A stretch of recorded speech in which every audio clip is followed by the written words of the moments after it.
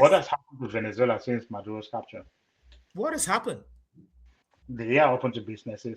The oil companies are functioning according to the rules and regulations set by the What United rules? What rules? What rules and what States. regulations? It's the same companies. It's not like the companies have changed. It's the same American companies who are there now who were there when Maduro was president. So what you're talking as if they brought some new companies just showed up from thin air and started doing business? No, it's the You just same talked about companies. China's influence in Venezuela and how that has been curbed by Trump taking out Maduro.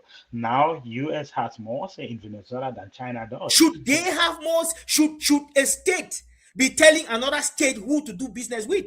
And that is what America is missing, mhm, and that is where China wins.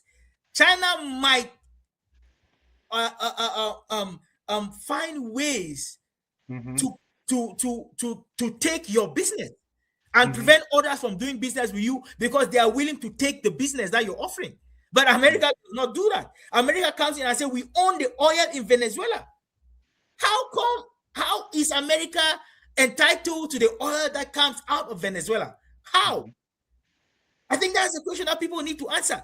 It's not the same companies who are doing business in Venezuela today, who are running the rigs and drilling, are the same companies who were running the rigs and drilling business when Maduro was president. Now, America has created an account in the American Treasury, like they did in Iraq, like they are doing in Syria, where every transaction that these states do, Iraq, Venezuela, the money comes to the United States, and then these governments have to beg for their own money.